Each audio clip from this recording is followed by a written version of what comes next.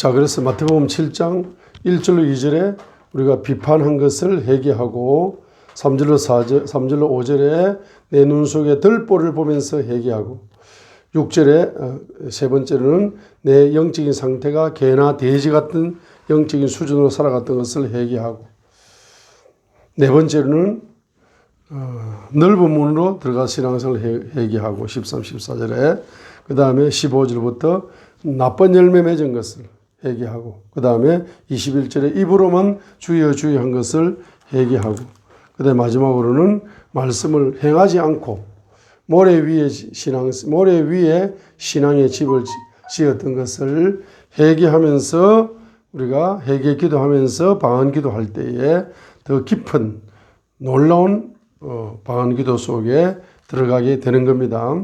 들어가게 되어져서 기도 응답을 풍성하게 받을 수 있을 뿐만 아니라 12절에 있는 것처럼 인간관계성 속에서도 바로 남에게 대접을 받고 싶은 대로 남을 대접하는 그와 같은 이제 인간관계에 행통하게 되는 겸손함으로 행통하게 되는 축복도 열리게 되는 것입니다. 자, 그 다음에 에스라 7장. 에스라 7장에서 이제 에스라 7장에서 에스라의 이름의 뜻이 뭐라 했습니까? 바로 여호와께서 도우신다는 뜻이다. 그래서 에스라의 이름의 뜻을 가장 잘 표현하는 구절이 에스라 7장 6절입니다. 이 에스라가 바벨론에서 올라왔으니 그는 이스라엘 하나님 여호와께서 주신 모세의 율법에 익숙한 학자로서 했어요. 그래서 에스라의 이름의 뜻이 여호와께서 도우신다는 뜻인데 어떻게 도와주시느냐 하니까 에스라는 그 이름 그대로 율법의 계시를 다른 사람보다 탁월하게 열어서 탁월한 율법 학자로서 탁월한 서기관으로 이제 만들어 주심으로 도와주셨고 그 다음에 그 율법에 기초하여서 그가 하나님 여호와의 도우심을 입음으로 왕에게 구하는 것은 다 받은 자들아 이렇게 기록을 했는데 에스라 7장 6절에서 우리 영어 성경에서는 뭐라고 기록했습니까? 6절 하반절에 주 그의 하나님의 손이 그 위에 있었으므로 왕이 그가 요구한 모든 것을 그에게 주니라 했습니다. 그래서 여호와의 손이 바로 에스라에게 임재해가지고 임재했다는 증거가 바로 왕에게 요구하는 모든 것을 에스라에게 다 공급되는 것으로서 주님께서는 에스라를 도와주셨습니다. 그죠? 그 다음에 주님의 손이 임재함으로써 도와주셨습니다. 9절에 있는 것처럼 예루살렘까지 인도를 받았더라 해서 주님의 손이 임재하여서 에스라를 인도하심으로 도와주셨습니다. 그 다음에 또 에스라 7장 10절에 있는 것처럼 에스라가 여호와 율법을 연구하여 준행하며 율례와 규례를 이스라엘에게 가르치기로 결심하였더라 했습니다. 자기에게 부어주시는 율법 계시를 이스라엘 민족 전체에게 가르쳐서 이스라엘 민족을 돌이키게 만들기로 결심하는 것. 이것도 역시 주님이 도와주셨습니다. 그 다음에 다섯 번째는 11절과 20절에 있는 것처럼 아닥사스다 왕이 조서를 내림으로써 하나님이 에스라를 도와주신 것입니다. 특별히 그 조서 내용의 핵심 중에 하나가 21절에 있는 것처럼 모든 재정적인 지원을 아끼지 않도록 주님께서 도와주시는 것입니다.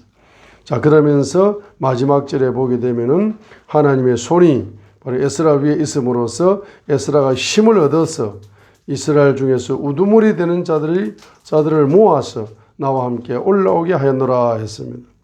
주님의 손이 에스라 위에 있으므로 에스라를 도와주셔서 에스라가 힘을 얻어가지고 이스라엘 우두머리 지도자들에게 바로 말을 하게 되니까 그 사람들이 적극적으로 협력하게 만들어 주심으로써 주님께서는 에스라를 도와주셨던 것입니다. 그래서 에스라의 7장을 읽으면서 에스라는 여호와께서 도와주셨다는 이름의 뜻이 그대로 자기의 바로 신앙생활 속에서 나타나는 장면이 에스라 바로 7장이라고 볼 수가 있습니다. 그죠? 자, 그 다음에 사도행전 7장, 사도행전 7장에서는 서대반이 1절부터 바로 53절까지 설교를 했습니다. 스데반의 설교의 특징이 뭐라 했습니까? 스데반의 설교의 특징은 바로 55절에 나타나는 것처럼 스데반은 뭐한 사람입니까? 성령이 충만한 사람입니다. 그래서 스데반은 성령이 충만했기 때문에, 자, 다르게 말하면은 스데반은 바로 초대교회 7 집사의 바로 선택을 받은 사람이죠. 선택을 받은 사람인데, 스데반의 특징은 사도행전 6장 3절에 첫 번째는 성령님이 충만하고, 두 번째는 지혜가 충만하고, 그 다음에 세 번째로는 바로 8절에 있는 것처럼 믿음이 충만하고, 8절에 있는 것처럼 권능이 충만하고, 그러면 사도행전 6장 3절에 있는 것처럼 바로 성령 충만, 지혜 충만, 8절에 있는 것처럼 믿음 충만, 권능 충만. 그러면 성령 충만함 속에서 뭐가 열렸습니까? 지혜 충만함도 열렸죠. 성령 충만함 속에서 믿음 충만함도 열렸죠. 성령 충만함 속에서 권능 충만함도 열렸죠. 그러니까 스데반 집사님의 설교의 특징은 뭡니까? 성령 충만 속에서 말씀이 뭐로 열린다? 말씀이 지혜로 열리고 권능으로 열리는데, 그것이 믿음 충만 속에서, 믿음의 확신 충만 속에서 스데반 집사님이 믿음이 충만함 속에서 믿음으로 설교를 하는데, 어떻게 믿음으로 설교를 하는데 지혜가 충만, 지혜가 열리면서 그 설교의 권능이 충만하게 열렸습니다. 그러니까 그 설교의 속에는 지혜 플러스 권능이 스데반의 믿음을 통해서 이스라엘 민족에게, 유대인들에게 증거가 됩니다. 이렇게 증거가 되니까 그 사람들의 마음에 뭐 깨어져요, 안 깨져요? 마음이 깨어지는 거라. 마음이 깨어져서 한쪽에서는 회개가 터져요. 회개가 터져. 근데 한쪽에서는 마음이 강팍해져 버렸어. 두 가지의 반응이 나타납니다. 우리가 성령 충만하여 설교를 하게 되면은, 특별히 설교자가 믿음이 충만해야 됩니다. 믿음이 충만하여서 성령 충만함 속에서 지혜가 열리고 권능이 열리는 거죠. 지혜가 열리고 권능이 열린다는 것은 뭡니까? 지혜가 열린다는 것은 바로 말씀이 꿀송이처럼 달게 열리는 것이고, 권능이 열린다는 것은 기적과 표적과 이적이 나타난다는 거죠. 나타납니다. 이렇게 나타날 때 또 두 가지 반응이 있는 겁니다. 한쪽은 마음이 깨어지면서 회개가 터지고, 한쪽은 더 강팍해져 버리는 겁니다. 그런데 이때 유대인들은 마음이 더 강팍해진 숫자가 더 많았어요. 54절에 보면 그들이 이 말을 듣고 마음에 찔렸어요. 마음이 깨어져야 되는데, 마음이 찔렸으면 회개해야 되는데, 그를 향하여 이빨을 갈았어요. 그렇죠? 이빨을 갈았습니다. 그들이 57절에 그들이 큰 소리를 지르며 길을 막고 일제히 그에게 달려들어 성 밖으로 내치면서 돌로 쳤습니다. 그죠? 그때 저인들이 옷을 벗어 사울이라 하는 청년의 발 앞에 두었습니다. 그들이 돌로 스데반을 치니 했어요. 스데반이 이제 순교하는 장면인 것입니다. 이 스데반의 순교의 피가 떨어져 가지고 그 한 방울이 누구에게 떨어지느냐 하니까 이 사울에게 떨어지는 거예요. 사울이 스데반의 순교의 피가, 가장 스데반을 죽이는데 앞장선 사람이 누구였어요? 사울이었어요. 가장 전도를 방해하고, 가장 복음 전도를 방해하고, 가장 스데반을 죽이는데 앞장섰던 사람 중에 한 사람이 바로 사울이었는데, 그 사울을 주님께서는 스데반의 순교의 한 방울의 피를 통해서 가장 큰 핍박자를, 가장 큰 복음 전도자로, 가장 큰 일꾼으로, 가장 그 시대에, 오가는 시대에 가장 놀라운 복음 전도자로 바로 이 사람을 변화시켜서 사용하시는 역전의 하나님이시다는 것을 알 수가 있습니다. 그래서 스데반이 성령 충만하여 설교의 특징은 지혜 충만과 권능 충만이죠. 그렇죠? 자, 그렇게 되었는데 바로 믿음 충만으로 지혜 충만과 권능 충만을 전했는데 한 가지 더 있습니다. 뭐가 열렸어요? 바로 55절에 영의 눈이 열렸다는 거예요. 55 영의 눈이 열렸다. 55절 스데반이 성령 충만하여 뭐가 열렸다? 눈이 열렸다. 하늘을 우러러 주목하여 뭘 봅니까? 55절에 하나님의 영광과 및 예수님께서 하나님 우편에 서신 것을 보았습니다. 그죠? 보았어요. 사도행전 몇 장? 7장 몇 절?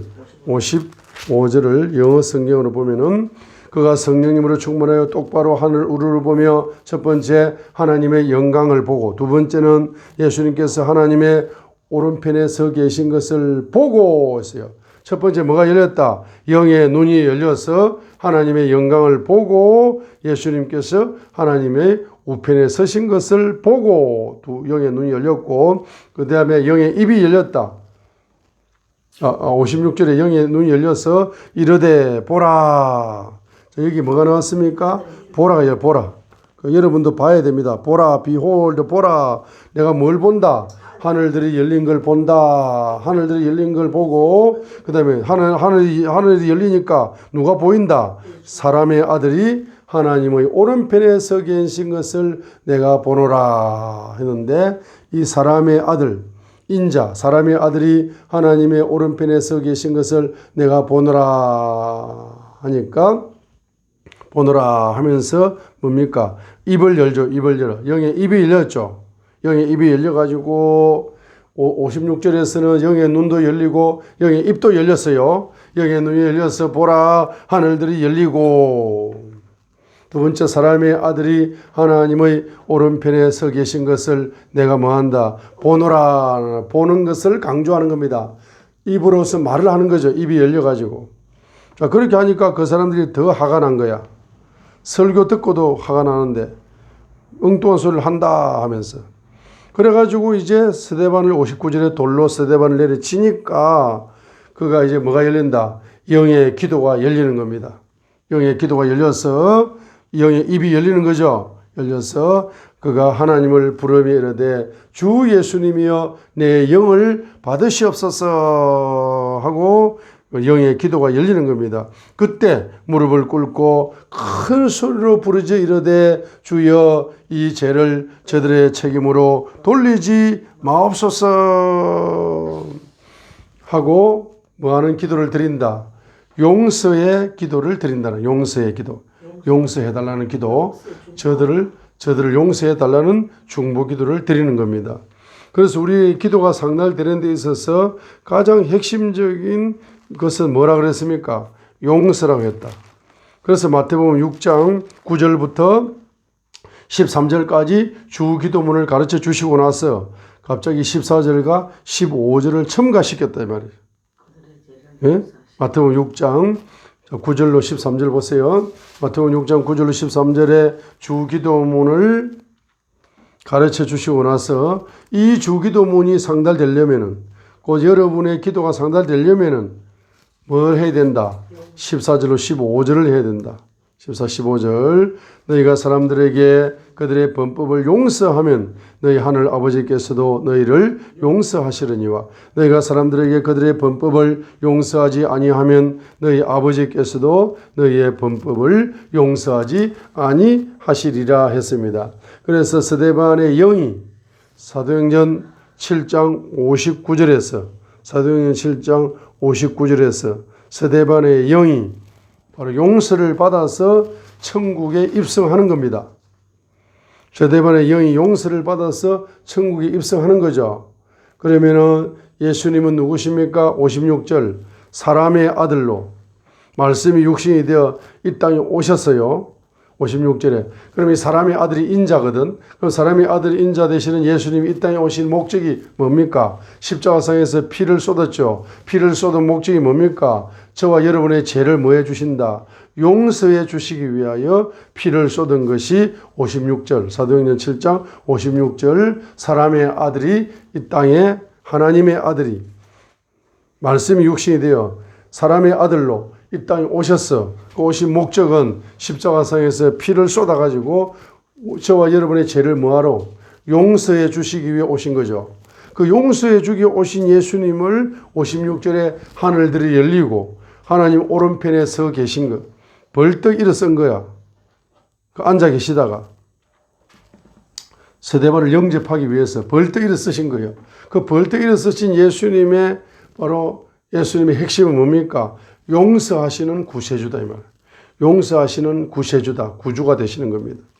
그 용서하시는 구주를 바라보기 때문에 스데반은 뭐 해야 됩니까? 자기를 돌로 치는 사람들의 죄를 뭐 해야 됩니까? 용서해 주십시오라는 중보기도를 함으로써 스데반의 영이 천국에 입성할 수 있습니다. 그럼 천국에 입성하지 못하는 영들이 많아 앞으로. 사도행 7장을 몰라가지고. 그러니까 교회는 다니지만 천국에 입성하지 못하는 영들이 있을 수가 있습니다. 왜냐하게 되면 용서하지 않고 신앙생활을 하다가, 용서하지 않고 신앙생활을 한다는 것은 십자가 예수님의 구속의 용서를 모른다는 사람이죠. 모르기 때문에 인간관계에 바로 용서를 하지 못하는 거 아닙니까? 그래서 마태복음 아까 읽었던 7장, 바로 7장 12절이다 이 말입니다. 너희들이 사람에게 대접을 받고 싶은 대로 그 사람을 대접해라 했죠. 여러분이 용서를 받고 싶은 대로 사람을 용서할 때 용서를 받을 수가 있는 겁니다. 자, 그래서 마태복음 이제 사도행전 7장을 읽으면서 오늘 성경을, 자, 우리가 이제 맥케인 성경으로 200년 전에 이제 맥케인 목사님이 성경 통독표를 만들었습니다. 하루에 넉 장씩을 읽도록 이렇게 만들었습니다. 그래서 구약을 1독, 시편은 2독, 신약은 2독 이렇게 읽을 수 있도록 1년치를 딱 짜놨습니다. 그래서 우리가 매일 새벽마다 넉 장을 읽습니다. 넉 장을 읽을 때 주님께서 뭘 주신다? 새로운 영감을 주셔. 새로운 영감을 주십니다. 어제 세종대학에서 그 세미나실에서 이제 1년에 한 번씩 HIM에서 이제 초청해가지고 HIM에서 이제 집회를 인도합니다. 1년에 한 번씩. 1월 첫째 주 또는 1월 둘째 주에 항상 합니다. 어제 끝났어요. 끝났는데, 거기에 이제 신디 제이콥스, 세계적인 중보기도 신디 제이콥스, 그분이 또 설교를 하시고, 또 이제, 세계적인 선지자 그룹에서 또 그 며느리가 와가지고 또 세계적인 선지자가 또 설교하고 제가 다 들었습니다. 저녁마다 설교를 들었는데, 낮에는 이제 비대면으로 이제 외국에서 직접 강사가 강의를 해주고, 밤에는 직접 강사가 와가지고 이제 하는 거잖아요. 들었는데, 그 신디 제이콥스나 그 제인 해몬이나 그분들이 뭘 강조했습니까? 10편, 23편 1절을 가지고, 그걸 이제 하나님이 새로운 관점으로 영감을 주셔가지고, 그걸 막 전한 겁니다. 그래서 똑같은 성경 구절을 읽어도 그때마다 영감을 하나님이 다르게 주시고, 다른 이제 감동을 주시지 않습니까? 이것을 이제 우리가 유튜브로 찍어서 계속 이제 찍어서 보관을 하고, 또 이제 어떤 사람이 유튜브를 듣다가 여기서 응답을 받기도 하고 기적을 경험하도록 이렇게 하고 있기 때문에 맥케인 성경을 365일 계속 하루도 빠지지 말고 우리가 열심히 읽어서 이제 1년 읽고 2년 읽고 3년 읽고 10년 읽고 20년 읽고 30년 읽고 이렇게 계속 성경 통독을 하게 되면은 이제 이 성경 전체가 다 통달되어지는 주님의 깊은 마음속에 들어가게 되는 또 놀라운 영감의 샘이 터져서 우리 인생의 모든 문제가 해결되는 기적의 사역자로 쓰임받게 될 줄 믿습니다. 할렐루야. 자기 길을 할렐루야.